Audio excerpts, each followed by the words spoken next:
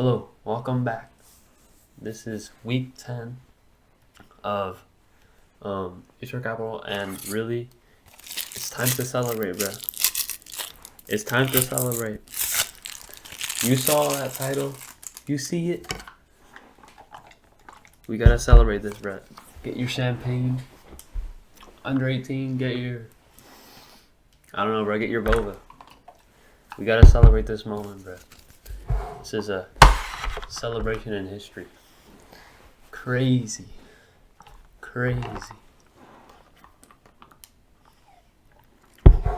God damn. Alright. So let's get on with this. So look at this, bro. Look at this. This week was 4 days. Thanksgiving, market closed. Friday was an early close day. So basically it was 3 days and a half. And even in those 3 days, we just cooked 1, 2, 3, 4. We started off the week around here, and then we hit like 1% gains. Boom. So yeah, really good. I didn't expect it, but it happened. I just saw the opportunities and just took them each time. And now here you can see with after compounding, we know with not percentage wise, you can see. And so you can see here from last week, almost ended at a plus 5%. Basically, almost made it. This day was Thursday, so there was no market. But yeah, and last week we were barely positive. So yeah, crazy week. And it wasn't really that much of a move, you know. It was like 1% up SPY, I think. So it wasn't nothing crazy. I think just took advantage on the semis this week. So yeah, crazy move. Yeah, so comparison to NASDAQ, we are destroying NASDAQ, finally, you know. This is the first time we're confidently outperforming. So kind of just like glide on, you know, just light work from here. So yeah, this week, 4.78%. God damn, that's crazy. And it's 79%, and we outperformed 100% of days. This happened, I think, 2 weeks ago, we outperformed 100. We lost no money this week on any of the days. So this was like a 4-day week, you could say, but yeah, so I guess this should be 4 out of 4, but 100%. Over here, so you're actually outperforming above 50. That's what we wanted. We wanted to get this number above 50. We got it from 46.7 to 51. It's an insane jump. Overall, we're at 8.29, and Nasdaq's at 5.56. So insane difference, you know. I really think I'm probably gonna run this for one more week. I think we'll see. You know, just keep on moving, and I think we should probably hopefully end around the 9. You know, our ultimate goal would be, I guess, 10%, you could say, but there's really no number goal. I think just whatever week brings us, then we'll just end it there. But yeah. So S&P 500, insane, bro. Look at this, boom, direct up, explosive, all the way up to the moon. Basically, SPY had a good sustained run. It's hitting new all-time highs. Sustained runs are happening. But yeah, I mean, you can SPY can always. I was saying around here, you know, probably just keep on going up. You know, we had some little turbulence over here, but then it just went straight up from here. So yeah, great. Also performed 4 out of 4. Yeah. 4.78, and SPY was 1.18, so a little more. From last week, we're at the exact same number of percentages compared to S&P 500. So yeah, that's good. 5.9 on S&P and 8.29. So that's a 7.3 difference. So, or 7.4, I mean, my bad, 2.4 difference. So, damn, that's really good, right? Yeah.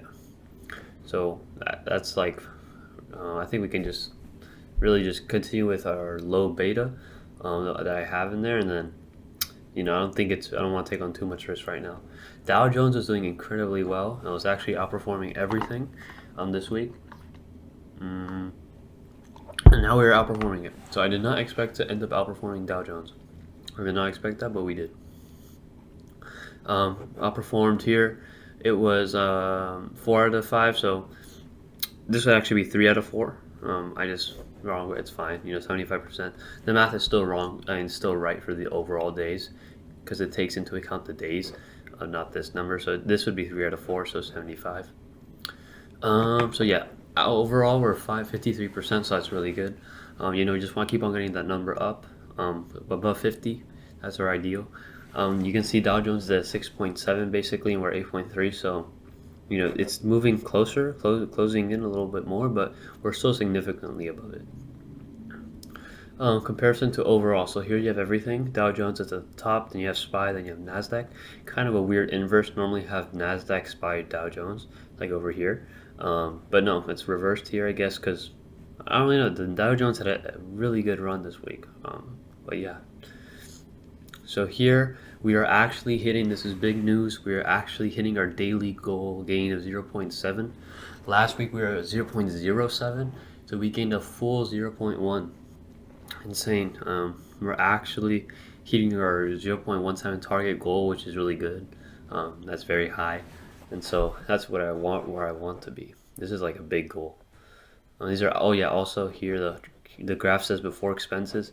What is meant by before expenses is these numbers here. They're not really like the expenses are not taken into account here. However, this 1.7 number that I calculated here is after expenses. So this is like the true daily goal that we're at. And so basically here you can see every single day. First day, we did quite good, outperformed SPY, good. Dow Jones did a good move. Then we outperformed again.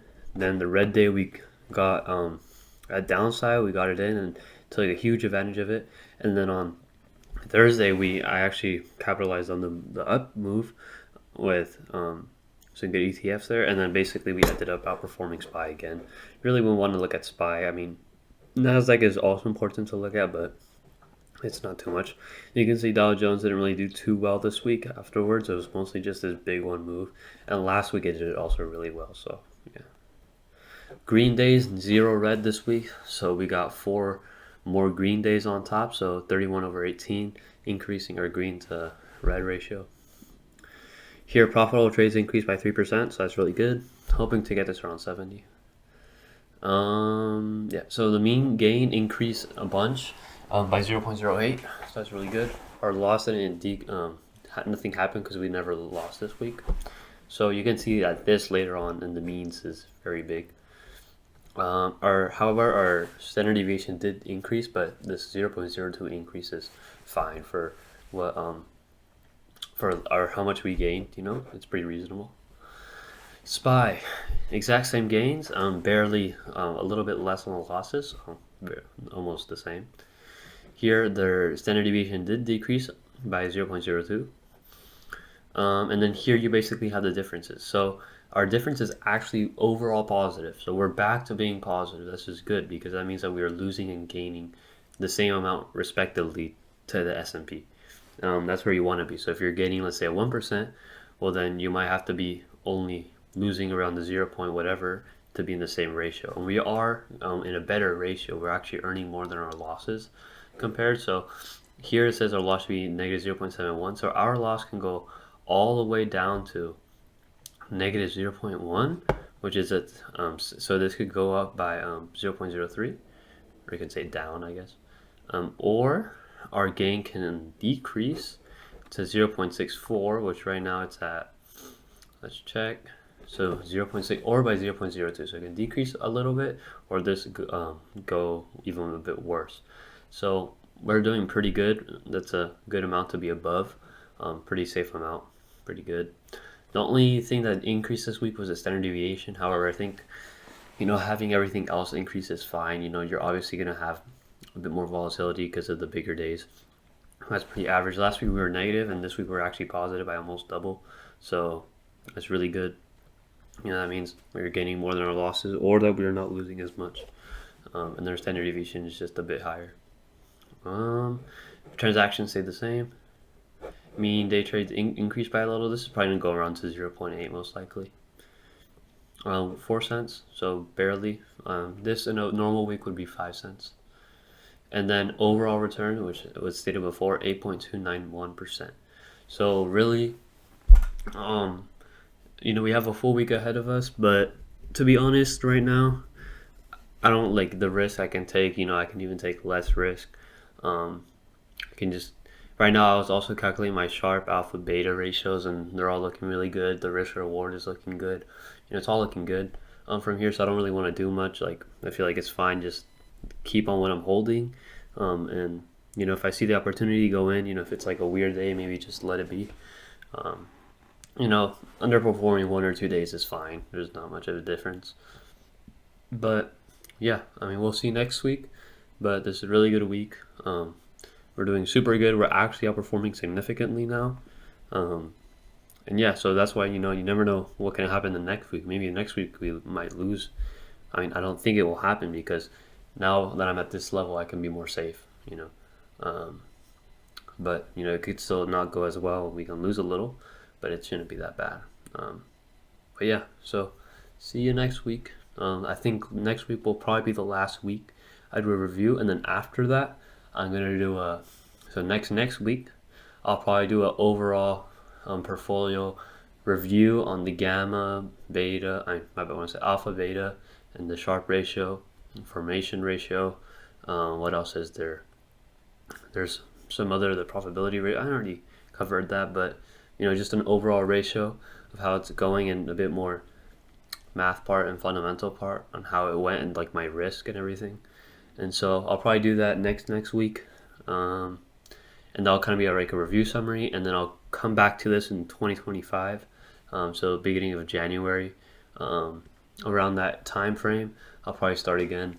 Also want to do some changes to my broker, so I'll fix that up during the break, and then yeah, and then after the break, I probably plan to do it until June.